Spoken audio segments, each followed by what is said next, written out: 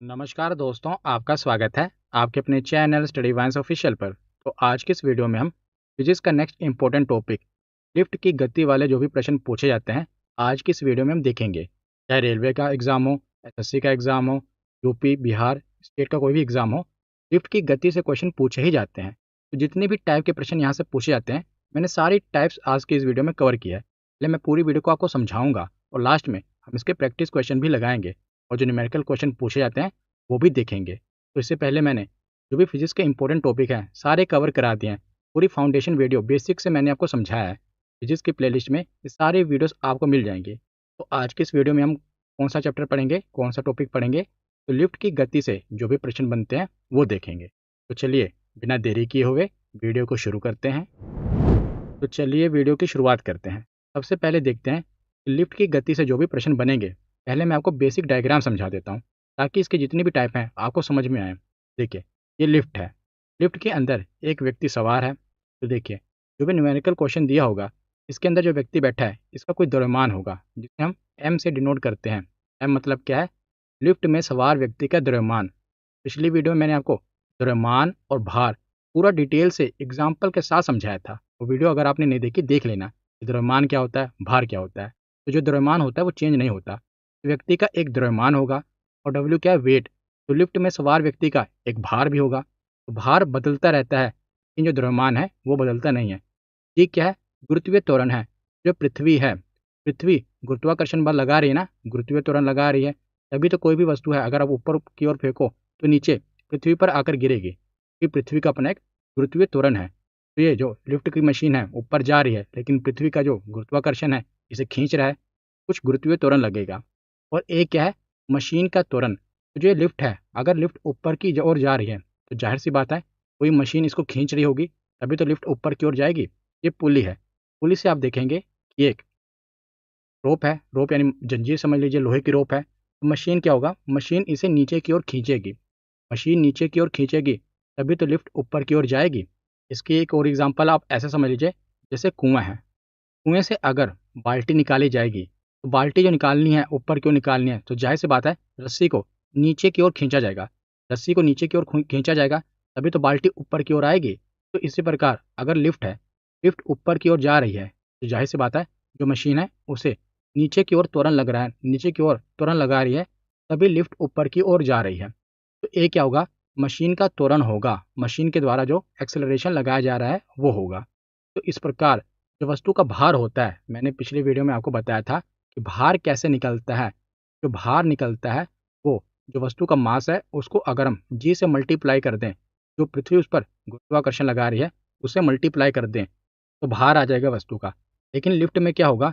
Lift में जो व्यक्ति बैठा होगा, एम तो चेंज होगा नहीं, लेकिन जो जी है, जी में आप देखेंगे कि जो त्वरण है, एक तो पृथ्वी पर अपना त्वरण लगा रही है उस पर, और उसके साथ जो लिफ्ट है, लिफ्ट की मशीन भी उस पर अपना त्वरण लगा रही है, खींच रही है ना उसको अपनी ओर, नीचे की ओर खींचेगी या ऊपर की ओर लेकर जाएगी। तो इस पर मशीन का भी त्वरण लग रहा है।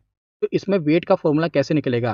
तो एम तो रहेगा लेकिन जी में या तो जो ए है प्लस होगा या ए माइनस होगा। ए प्लस कब होगा और माइनस कब होगा अभी मैं आपको बता देता हूँ। जब भी लिफ्ट ऊपर की ओर जाएगी तो ए प्लस होगा, और जब भी लिफ्ट नीचे की ओर आएगी तो ए माइनस होगा। मैं आपको समझाता हूँ कि ए प्लस माइनस क्यों होता है। वैसे तो बस आपको इतना ही बताना काफ़ी है कि ए प्लस होगा जब लिफ्ट ऊपर की ओर जाएगी, और जब ए माइनस कब होगा? जब लिफ्ट नीचे की ओर आएगी। लेकिन अगर हम डिटेल में समझें तो ए प्लस और माइनस ऐसा हो क्यों रहा है? ऊपर की ओर जाने में प्लस क्यों हो रहा है और नीचे की ओर आने पर माइनस क्यों हो रहा है? तो देखिए, जो पृथ्वी का गुरुत्वाकर्षण है, जाहिर सी बात है मैंने आपको समझाया था गुरुत्वाकर्षण वाली वीडियो में, जैसे पृथ्वी का अपने गुरुत्वाकर्षण बल है, पृथ्वी गुरुत्वाकर्षण बल लगा रही है, तो कोई भी जो वस्तु है वो पृथ्वी के गुरुत्वाकर्षण के कारण ही नीचे की ओर पृथ्वी से अपनी ओर खींचती है। वस्तु जो भी है जितनी दूर जाएगी ना उस पर उतना गुरुत्वाकर्षण बल कम काम करेगा, और जितनी वो वस्तु पृथ्वी के नज़दीक आएगी उतना गुरुत्वाकर्षण बल ज़्यादा काम करेगा। तो गुरुत्वाकर्षण बल ज़्यादा कब काम करेगा? जब वो नज़दीक आएगी, और गुरुत्वाकर्षण बल कम कब काम करेगा? जब वो दूर जाएगी। तो यहाँ पर आप देखिए, लिफ्ट अगर ऊपर की ओर जा रही है तो जो गुरुत्वाकर्षण ए है प्लस हो रहा है। प्लस क्यों हो रहा है? तो देखिए, आप तो कहेंगे कि वस्तु अगर ये लिफ्ट अगर नज़दीक आएगी तब प्लस होगा, दूर जाने पर तो माइनस होना चाहिए। तो उल्टा क्यों हो रहा है? क्योंकि जो ए है, ये ए पृथ्वी नहीं लगा रही, ये मशीन लगा रही है ना। गुरुत्वाकर्षण त्वरण तो ए एक्सेलरेशन मशीन लगा रही है। तो जब मशीन यानी कि जब लिफ्ट ऊपर की ओर जाएगी तो मशीन क्या होगा, नीचे की ओर आएगी ना, और मशीन पृथ्वी के नज़दीक आ रही है, पृथ्वी की सतह के नज़दीक आ रही है, तो ए प्लस होगा। मशीन पे आप देखना है मशीन को कि मशीन नज़दीक आ रही है तो ए प्लस होगा। अगर यही मशीन ऊपर की ओर जाएगी तो ए माइनस होगा, लेकिन उस समय लिफ्ट नीचे की ओर आ रही होगी। तो इतना कन्फ्यूजिंग आपको नहीं समझना, बस मैंने आपको एक समझा दिया कि यहाँ पर ए प्लस माइनस ऐसे क्यों हो रहा है। आपको इतना जानना है कि जब भी लिफ्ट ऊपर की ओर जाएगी तो प्लस होगा, लिफ्ट नीचे की ओर आएगी तो माइनस होगा। ये आसान है और मैंने आपको थोड़ा डिटेल में बता दिया। अब हम इसके जितने भी टाइप्स हैं सारे देखते हैं। तो लिफ्ट में सवार व्यक्ति के भार का समीकरण क्या है, वो तो मैंने आपको बता दिया कि वेट निकलेगा कैसे। डब्ल्यू बराबर मास चेंज नहीं होगा, ग्रेविटी में या तो प्लस होगा ए या माइनस होगा ए। सारा खेल इसका है ए का कि प्लस कब होगा और माइनस कब होगा। तो पहला टाइप देख लेते हैं। तो 6 प्रकार के इसके टाइप हैं। ये टाइप से बाहर प्रश्न नहीं बनते और मैंने सारे टाइप्स इसमें कवर किए हैं। पहला टाइप क्या है कि जब लिफ्ट है एक समान वेग से ऊपर जा रही है, यानी कि यूनिफॉर्म वेलोसिटी से लिफ्ट मूव कर रही है, ऊपर जा रही है। तो बात तो यहाँ पर एक्सेलरेशन यानी त्वरण की हो रही है। और यहाँ पर पहली टाइप है कि जो वेग है, वेलोसिटी क्या है। तो वेलोसिटी और एक्सेलरेशन में अंतर क्या है, पहले तो आपको ये पता होना चाहिए। मैं आपको इसको अंतर थोड़ा समझा देता हूँ कि वेलोसिटी क्या होती है यानी वेग क्या होता है, और एक्सेलरेशन क्या होता है, त्वरण क्या होता है। तो पहले आप इतना जानिए कि वेग में परिवर्तन की दर को ही एक्सेलरेशन कहा जाता है। क्या कहा जाता है, वेग में परिवर्तन की दर को, आप लिख लीजिएगा कि वेग में परिवर्तन की जो दर होती है उसी को एक्सेलरेशन कहते हैं। कैसे, आप ऐसे समझ लीजिए कि जैसे कोई मान लीजिए एक व्यक्ति मोटरसाइकिल पर सवार होकर आ रहा है और उसकी जो स्पीड है वो 60 की स्पीड है, और आगे वो बढ़ता है, अगले सेकंड भी उस मोटरसाइकिल पर सवार व्यक्ति की जो स्पीड होती है यानी कि मोटर बाइक की स्पीड है वो अभी भी 60 है। यहाँ पर कोई एक्सेलरेशन नहीं आप देखेंगे, ये समान वेग है, इसे कहेंगे सेम वेलोसिटी, समान वेग यहाँ पर, क्योंकि वेलोसिटी में कोई चेंज नहीं हो रहा।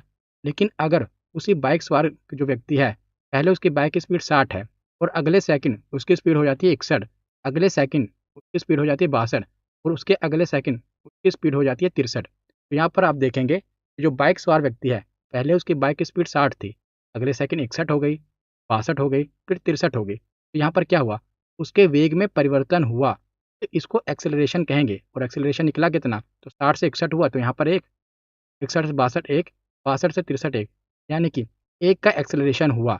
एक्सेलरेशन क्या है, कुछ नहीं है, बस वेग में परिवर्तन जो हो रहा है उसी को एक्सेलरेशन कहेंगे।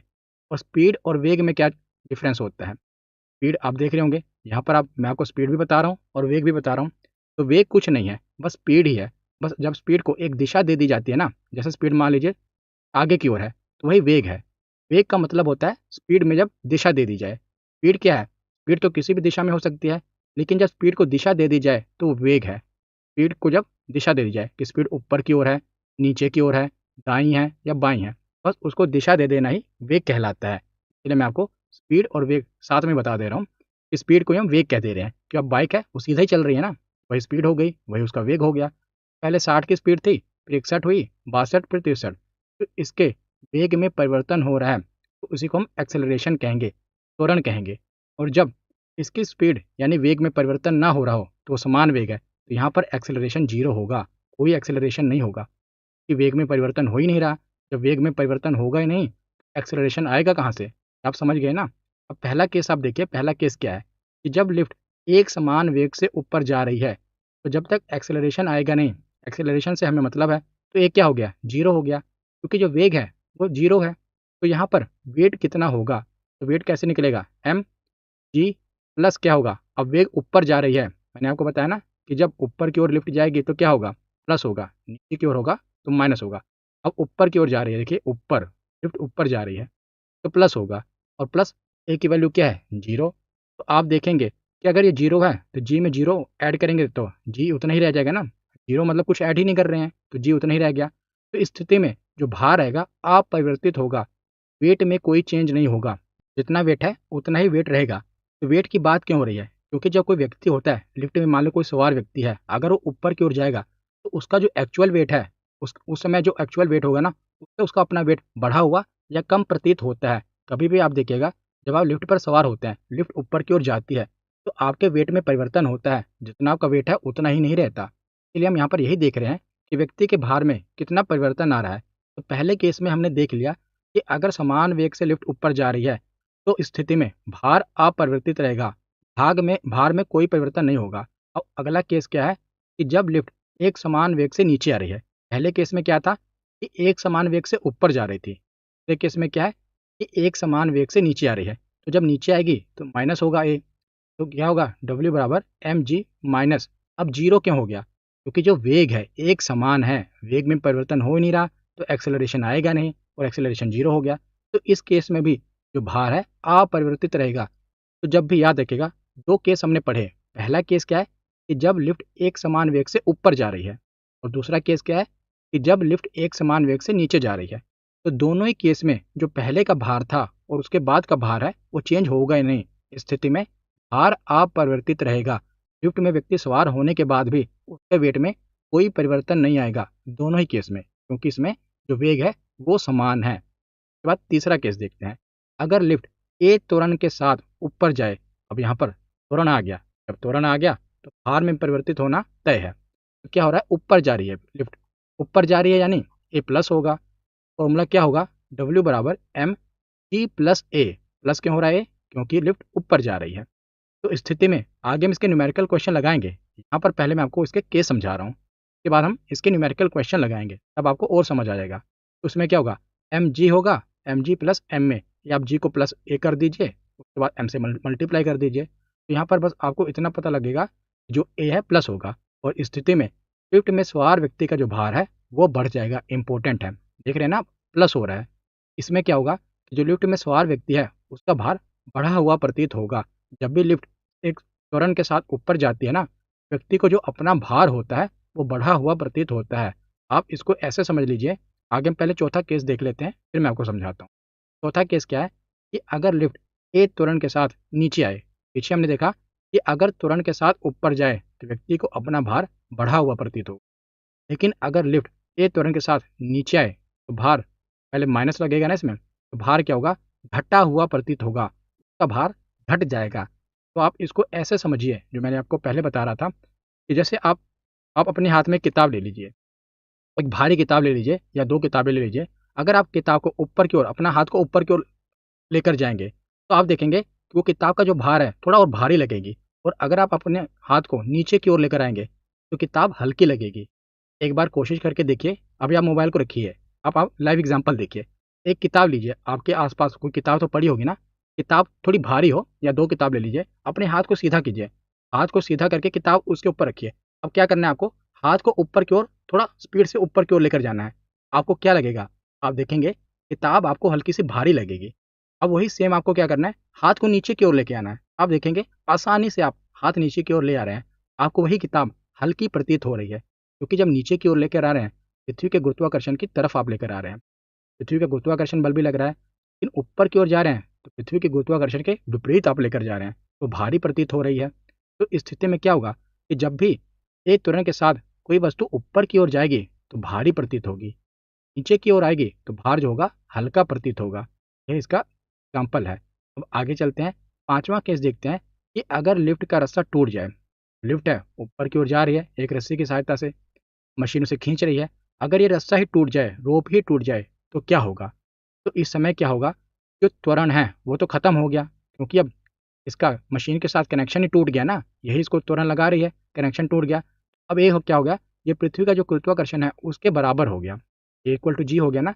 अब जी में अब कैसे हो गया समझ रहे हैं ना, जैसे देखिए ये लिफ्ट है, लिफ्ट को ये रस्सी खींच रही है, यहाँ पर मशीन है, मशीन त्वरण लगाती है, लेकिन जब रस्सी का कनेक्शन ही मशीन से टूट गया तब तो त्वरण खत्म हो गया। अब तो जो पृथ्वी का गुरुत्वाकर्षण बल है वही काम कर रहा है ना, ये मशीन का त्वरण तो खत्म हो गया। तो ए इक्वल टू क्या हो गया, जी हो गया। तो यहाँ ए की वैल्यू क्या होगी, जो जी की वैल्यू है वही हो जाएगी। तो इस स्थिति में क्या होगा कि जो लिफ्ट सवार व्यक्ति है इसको अपना भार शून्य महसूस होगा, इसको लगेगा कि इसका भार है ही नहीं। जैसे अचानक से रस्सी टूट जाएगी तो व्यक्ति, जो सवार व्यक्ति होगा उसमें लिफ्ट में, उसको अपना भार शून्य महसूस होगा, जीरो महसूस होगा। ये पांचवा केस है। और छठा केस क्या है कि अगर एक्सेलरेशन की जो स्पीड है, त्वरण की जो स्पीड है, वो जी की स्पीड से भी ज़्यादा हो जाए, यानी जो पृथ्वी का गुरुत्वाकर्षण की स्पीड है उससे भी ज़्यादा, जो मशीन उस पर त्वरण लगा रही है उससे भी ज़्यादा उसकी स्पीड हो, तब क्या होगा? तो इस स्पीड में अगर लिफ्ट नीचे जा रही हो तो क्या होगा? तो देखिए, अगर ए की स्पीड ज़्यादा हो जाएगी तो जी से वो माइनस होगा, माइनस होगा क्योंकि लिफ्ट नीचे की ओर जा रही है तो ये माइनस होगा। तो इस स्थिति में क्या होगा, इस स्थिति में लिफ्ट में सवार व्यक्ति लिफ्ट की छत से टकरा जाएगा। यानी कि जो व्यक्ति लिफ्ट में सवार है ना, अगर जो मशीन उसे खींच रही है वो ग्रेविटी से भी ज़्यादा स्पीड से खींच ले तो क्या होगा, ये व्यक्ति है इसका सिर लिफ्ट से जाकर टकरा जाएगा। याद रखिएगा, 6 केस हैं जहाँ से एग्जाम में प्रश्न पूछे जाते हैं और मैंने आपको 6 के 6 केस बता दिए। अब इनके एक बार हम न्यूमेरिकल क्वेश्चन देखते हैं जो पूछे जाते हैं। पहला न्यूमेरिकल क्वेश्चन देखिए क्या है कि 200 किलोग्राम की एक महिला का लिफ्ट में भार क्या होगा जब लिफ्ट 5 मीटर प्रति सेकंड स्क्वायर से ऊपर जाए। तो देखिए यहाँ पर दिया क्या क्या गया है। तो 200 किलोग्राम की महिला, आपको पता है किलोग्राम क्या होता है, मास दिया होता है। किलोग्राम मास का ही मात्रक है ना, किलोग्राम जो द्रव्यमान होता है वो किलोग्राम में मापा जाता है और जो भार होता है वो न्यूटन में मापा जाता है। तो जो मास है कितना दिया है, 200 kg मास है और एक्सेलरेशन कितना दिया हुआ है, तो 5 मीटर प्रति सेकंड स्क्वायर इसका एक्सेलरेशन दिया हुआ है। और जी हमको पता है कि हम 10 मान के चलते हैं और हमें पता क्या करना है कि व्यक्ति का भार ऊपर जाने पर कितना होगा। तो डब्ल्यू निकलेगा कैसे, तो एम जी, अब यहाँ पर प्लस होगा कि माइनस होगा, लिफ्ट कहाँ पर जा रही है, तो लिफ्ट ऊपर जा रही है। जब लिफ्ट ऊपर जाएगी ए प्लस होगा। अब इसे हमें निकालना है। तो मास कितना है 200, जी की वैल्यू है 10, एक्सेलरेशन है 5।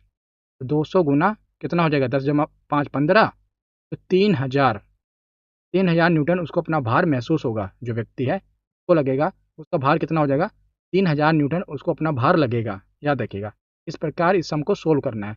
अब जैसे अगला प्रश्न है कि सेम महिला अगर उसी लिफ्ट से उतने ही त्वरण से नीचे जाए तब तब आप देखेंगे। अब आप देखिए, सेम केस देख रहे हैं पिछले वाले केस से, इसको आपको पता चलेगा, एक और चीज़ पता चलेगी वो मैं आपको बताता हूँ। पहले आप देखिए, मास कितना है 200 kg, ए कितनी है 5 मीटर प्रति सेकंड स्क्वायर और जी आपको पता है 10 होता है। तो डब्ल्यू निकालिए, एम जी, अब प्लस होगा कि माइनस, लिफ्ट नीचे आ रही है तो माइनस ए। तो एम कितना है 200, जी 10 और ए कितना है 5। तो 200, 10 में से 5 गए कितना हो गया 5, तो 1000 न्यूटन। अब आप देखेंगे सेम महिला है, जब लिफ्ट ऊपर जा रही थी तो कितना आया था, आप देखिए लिफ्ट ऊपर जा रही थी उसका वेट 3000 न्यूटन निकल कर आया था। अब जब लिफ्ट नीचे आ रही है तो उसका वेट 1000 न्यूटन, यानी जब लिफ्ट ऊपर जा रही थी तो उसका वेट 3000 न्यूटन था और जब लिफ्ट नीचे आ रही है तो उसका वेट 1000 न्यूटन है। जबकि हमने मास यानी कि महिला सेम है और जो स्पीड है त्वरण है वो भी सेम है, लेकिन ऊपर नीचे आने पर आप देख रहे हैं कितना परिवर्तन हो गया। ऊपर जाने पर उसको अपना भार 3000 न्यूटन लगा जो कि भारी है, नीचे आने पर उसको अपना भार 1000 न्यूटन लगा जो कि हल्की है, क्योंकि महिला का मास सेम है और त्वरण भी सेम है। लिफ्ट ऊपर गई है और नीचे आई है, इतने में इतना परिवर्तन हो गया। तो इस प्रकार ये प्रश्न पूछे जाते हैं। बाकी मैंने 6 के 6 केस आपको समझा दिए। कोई भी प्रश्न आएगा तो आप बस फॉर्मूला पुट करेंगे, अगर लिफ्ट ऊपर जा रही है प्लस होगा, लिफ्ट नीचे आ रही है माइनस होगा। 2 केस ये हो गए। अगर लिफ्ट सेम वेग में जा रही है यानी त्वरण आ ही नहीं रहा तो क्या होगा, तो भार चेंज होगा नहीं, भार में कोई परिवर्तन होगा नहीं। और 4 केस ये हो गए। 5वां केस क्या है, अगर रस्सी टूट जाए तो भार शून्य हो जाएगा। छठा केस क्या है कि एक्सेलरेशन अगर जी से ज़्यादा हो जाए तब क्या होगा, तो व्यक्ति का जो सर है वो टकरा जाएगा क्योंकि एक्सेलरेशन ज़्यादा हो गया। तो ये 6 केस हैं। अब अगला प्रश्न देखिए कि एक लिफ्ट में 6 मीटर प्रति सेकंड स्क्वायर के त्वरण के साथ नीचे आ रही है और उसमें 50 केजी का एक व्यक्ति है, तो इसका द्रव्यमान क्या होगा।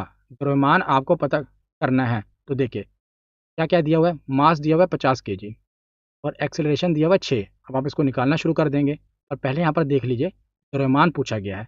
और मैंने पिछली वीडियो में भी आपको बताया था कि जो द्रव्यमान होता है वो कभी चेंज नहीं होता, भार चेंज होता है, द्रव्यमान चेंज नहीं होता। इसका सही जवाब होगा कि द्रव्यमान चेंज ही नहीं होता है। अब आपको इसको सोल्व नहीं करना, द्रव्यमान पूछा गया तो द्रव्यमान चेंज नहीं होता है। तो यहाँ पर हमारा थ्योरी सेक्शन कंप्लीट होता है। अब हम प्रीवियस ईयर क्वेश्चन देखते हैं। तो पहला प्रश्न है कि लिफ्ट के कुछ त्वरण के साथ नीचे जाने पर किसी व्यक्ति के वजन का क्या होता है।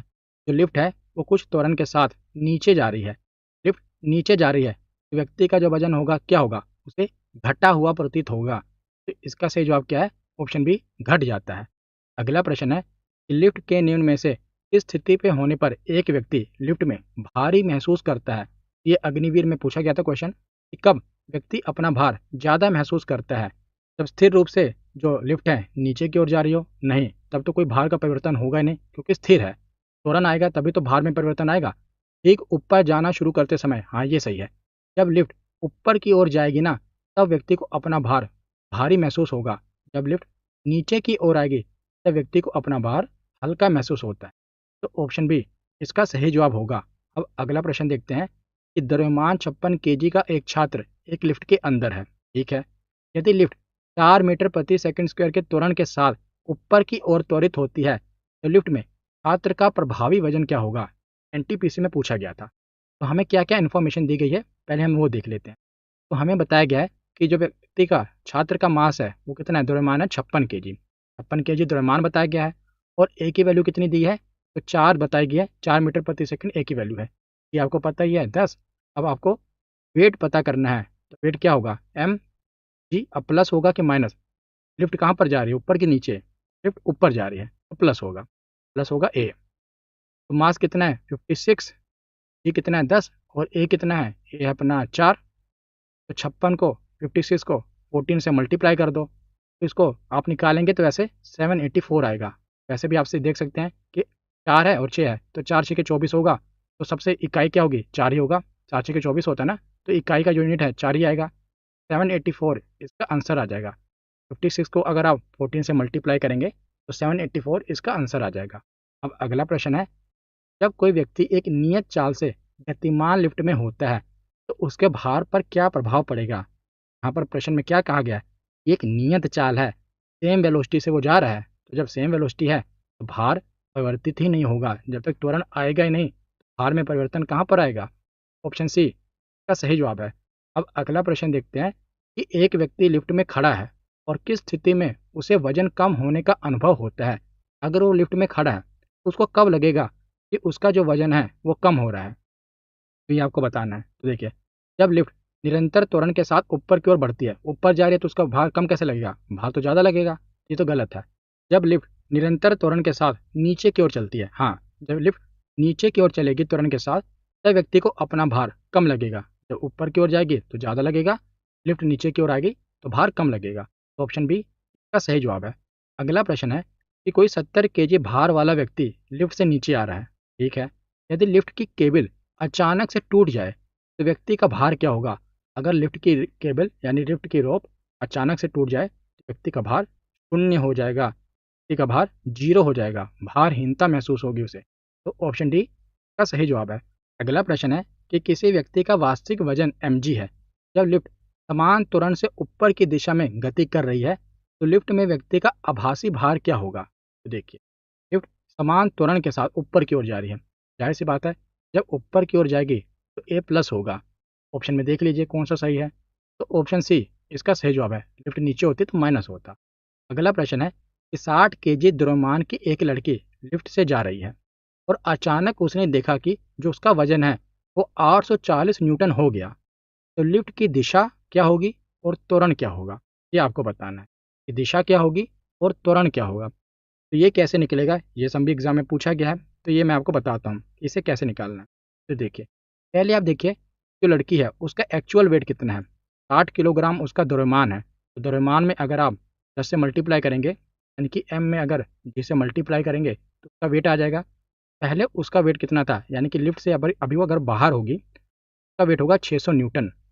लेकिन लिफ्ट पर चढ़ने के बाद उसे पता चला कि उसका वेट कितना हो गया, 840 न्यूटन। तो वेट क्या हुआ है, बढ़ा है ना। तो वेट बढ़ता कब है, जब लिफ्ट ऊपर की ओर जाती है तभी वेट बढ़ता है। नीचे की ओर आएगी तो लिफ्ट वेट घटेगा। तो यहाँ से हमें ये पता चला कि लिफ्ट ऊपर की ओर जा रही है। ये ऑप्शन तो खत्म हो गया, नीचे की ओर लिफ्ट जा ही नहीं सकती। और ये ऑप्शन भी खत्म हो गया, नीचे की ओर लिफ्ट नहीं जा सकती। अब इन दोनों ऑप्शन में से एक सही जवाब होगा।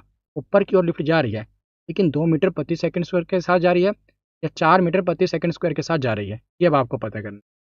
तो अब इस सम को हम सोल्व करते हैं, यहाँ पर सोल्व करके दिखाता हूँ मैं। तो वेट हम कैसे निकालते हैं, W equal to M G. Plus होगा कि माइनस होगा, लिफ्ट ऊपर की ओर जा रही है क्योंकि देखिए वेट बढ़ा है तो प्लस होगा, जी प्लस ए ये होगा। वेट कितना आया है, तो आप देखेंगे वेट में परिवर्तन कितना है, तो 240 न्यूटन का परिवर्तन आया है। और मास कितना दिया हुआ है, तो मास तो चेंज होता ही नहीं, 60 kg मास दिया हुआ है। अब जी प्लस ए हमें पता करना है कि यहाँ इसकी वैल्यू कितनी आएगी, कितने त्वरण के साथ वो ऊपर की ओर जा रहा है, ये हमें पता करना है। तो देखिए 240 डिवाइड बाय 60 कर दीजिए तो कितना आ गया, 4 आ गया। तो 4 मीटर प्रति सेकंड स्क्वायर के साथ वो जो वस्तु है या जो व्यक्ति है वो ऊपर की ओर जा रहा है। तो इसका सही जवाब क्या होगा, ऑप्शन डी इसका सही जवाब होगा, यहाँ पर हम जी पहले मल्टीप्लाई कर चुके हैं ना, अभी हमने 600 न्यूटन और 840 न्यूटन निकाला था, जो कि 240 आया यहाँ पर। यहाँ पर कितना आएगा, 240 डिवाइड बाय 60, 4 मीटर प्रति सेकंड स्क्वायर इसका आंसर आ जाएगा। अब अगला प्रश्न देखते हैं कि किसी व्यक्ति का वास्तविक वजन mg है और जब लिफ्ट समान त्वरण के साथ नीचे की दिशा में आ रही है तो लिफ्ट में व्यक्ति का आभासी भार क्या होगा। तो लिफ्ट नीचे की ओर आ रही है तो mg माइनस ए हो जाएगा। इसका सही जवाब क्या है, ऑप्शन डी इसका सही जवाब है। अगला प्रश्न है कि एक लिफ्ट में एक व्यक्ति का वास्तविक भार स्पष्ट भार के बराबर है, यानी जैसे उसका पहले जो भार था लिफ्ट में जाने के बाद भी ऊपर या नीचे जहाँ भी लिफ्ट जा रही है तब भी उसका भार बराबर ही है, तब क्या होगा, तो लिफ्ट ऊपर की ओर तेजी से जा रही है तो प्लस हो जाएगा, लिफ्ट नीचे की ओर तेजी से आ रही है तो माइनस हो जाएगा। लिफ्ट एक समान गति में है, हाँ जब लिफ्ट एक समान गति में हो, यूनिफॉर्म वेलोसिटी में हो, तब व्यक्ति का भार बराबर रहता है, चेंज नहीं होता है। इसका सही जवाब क्या होगा, तो इसका सही जवाब होगा ऑप्शन सी। तो अगर आपको हमारी हिस्ट्री की ई बुक बाय करनी है तो आप हमारी वेबसाइट से बाय कर सकते हैं, डिस्क्रिप्शन में इसका लिंक दिया हुआ है। मैंने पूरा इतिहास, चार्ट और डायग्राम, सिर्फ एग्जाम ओरिएंटेड क्वेश्चन ही इसमें कवर किए हैं। पहले मैंने पूरा समझाया हुआ है, पूरा चार्ट और डायग्राम से बाहर आपको हिस्ट्री देखने को नहीं मिलेगी, चाहे कोई भी एग्जाम हो। और अगर आपको हमारी पीडीएफ डाउनलोड करनी है, हमारे टेलीग्राम चैनल को ज्वाइन कर लीजिए, जहाँ से आपको हमारी पीडीएफ मिल जाएगी। तो आज की वीडियो यहीं पर ख़त्म होती है। कैसी लगी है वीडियो कमेंट सेक्शन में ज़रूर बताना। धन्यवाद।